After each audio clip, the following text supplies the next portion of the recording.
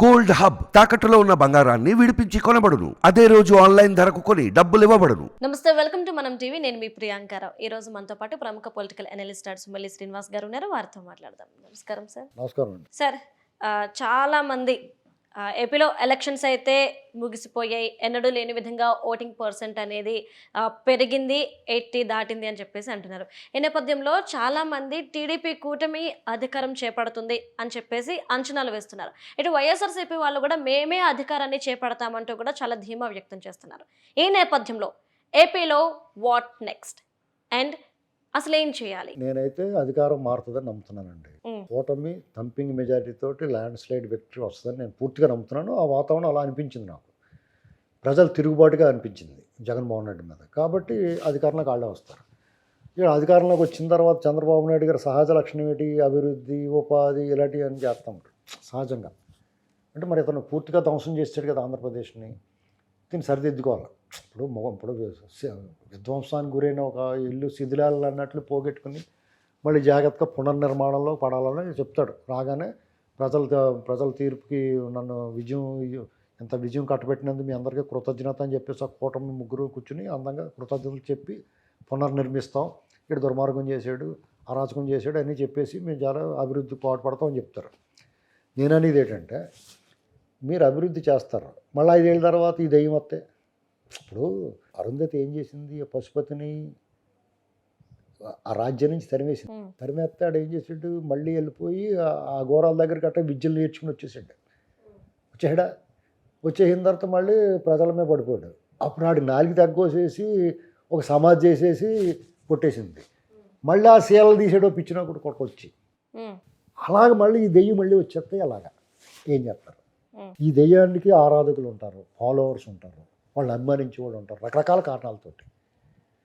అసలు ఆంధ్రప్రదేశ్ అనేటువంటిది విభజిత రాష్ట్రం, గాయపడింది, ఒక ఆత్మగౌరవం, ఆత్మవిశ్వాసం, అభ్యుదయం ఉన్నది. ఈ దేశానికి అన్నపూర్ణ లాంటి ప్రదేశం, వ్యవసాయ ఆధారిత రాష్ట్రం, సౌమ్యులు, విద్యావంతులు, అభివృద్ధి కారకులు, ఇలాంటి వాళ్ళు ఈ రాష్ట్రం నాశనం అయిపోతున్నప్పుడు ఈ రాష్ట్ర నాశనానికి కారకులైన వాళ్ళు, దానికి తోడ్పడిన వాళ్ళు ఏం చేయాలి?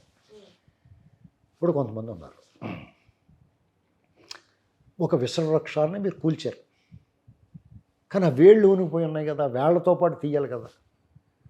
ఆ వేళ్ళు ఎక్కడ ఉన్నాయంటే హైదరాబాద్లో ఉన్నాయి, అమెరికాలో కూడా ఉండొచ్చు, ఈ దేశంలో బెంగళూరులో ఉండొచ్చు, అనేక చోట్ల ఉంటాయి, ఆంధ్రప్రదేశ్లో కూడా ఉంటాయి. ఆ వేళ్ళు, ఈ వేళ్ళు అన్నట్లు కత్తిరించాలంటే ఏం చేయాలి?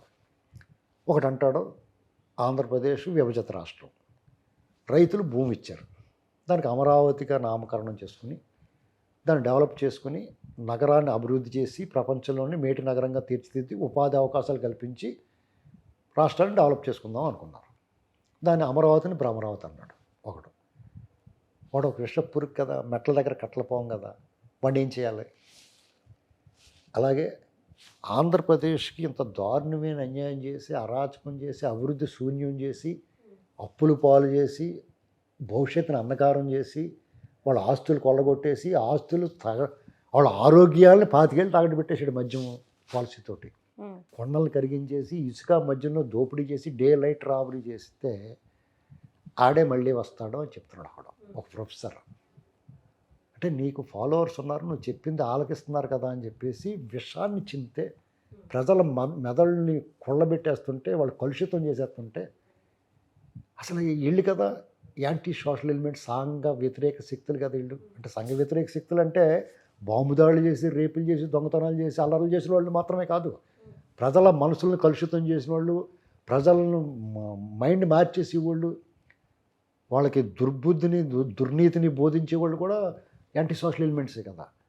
అలాగే జగన్మోహన్ రెడ్డి చేస్తున్న అరాచకాలకి కులం చూసో, మతం చూసో, ప్రాంతం చూసో అతను ఫాలోవర్స్గా ఉండి, అతను అరాచకాలు తోడ్పడి, వాళ్ళు అరాచకాలు చేసి, వాళ్ళు దోపిడీ చేస్తున్న వాళ్ళని కూడా ఆంధ్ర ద్రోహులే కదా.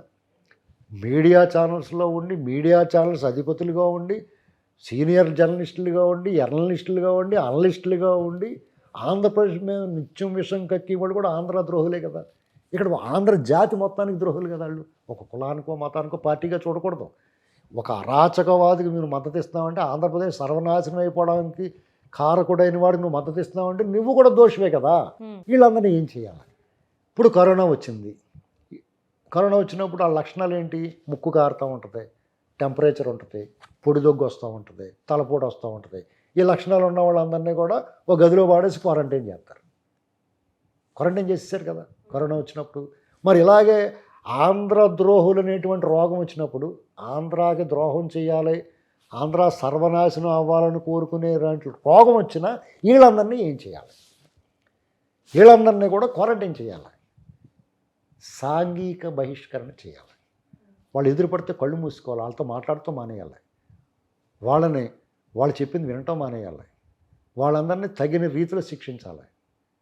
ఇప్పుడు కొంతమంది అధికారులు ఉన్నారు, వాళ్ళు ఐపీఎస్లు అయ్యారు, ఐఏఎస్లు అయ్యారు, లేకపోతే ఇంకా కింది స్థాయిలో ఉద్యోగాలు చేస్తున్నారు.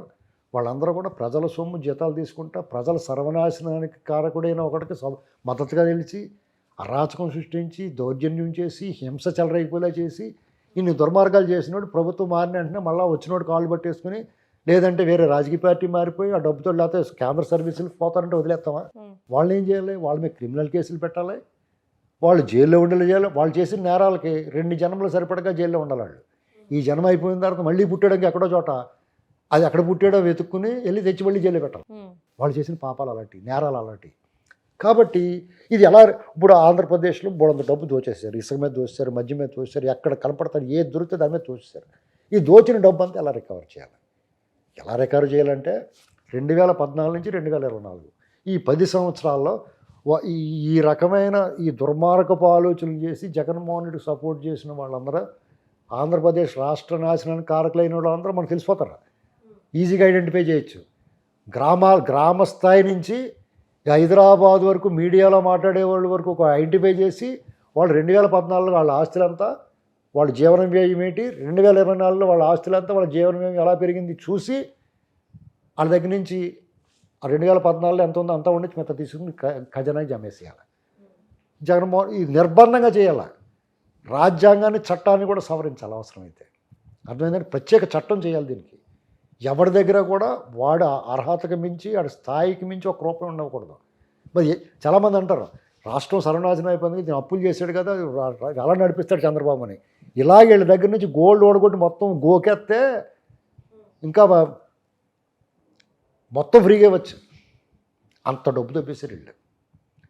కాబట్టి చేయాల్సింది ఏంటని అడిగారు కాబట్టి చెప్తున్నాను నేను, ఇన్ని పనులు చేయాలండి. అంతేగాని అర్జెంటుగా డెవలప్ చేద్దాం 6 నెలల పాటు ఇదే పని మీద ఉండాలి. మొత్తం యంత్రాంగాన్ని అంతా వీళ్ళు దొబ్బేసిన డబ్బులు రికవరీ చేయాలి, ఎవడైతే దుర్మార్గులు ఉన్నారో ఐడెంటిఫై చేయాలి, వాళ్ళందరినీ క్వారంటైన్ చేయాలి, సాంఘిక బహిష్కరణ చేయాలి, వాళ్ళు నోరెప్పకుండా చేయాలి. ఎందుకంటే అంత పెద్ద టాస్క్ ఇది. వాళ్ళు మానేస్తే వాళ్ళు చేసే వరకు కూడా మేము మాట్లాడతాం. రేపు తెలుగుదేశం పార్టీని కూడా నిలదీస్తాం. వాళ్ళు ఈ పని చేసే వరకు నేను వదిలిపెట్టాను. Thank you so much sir.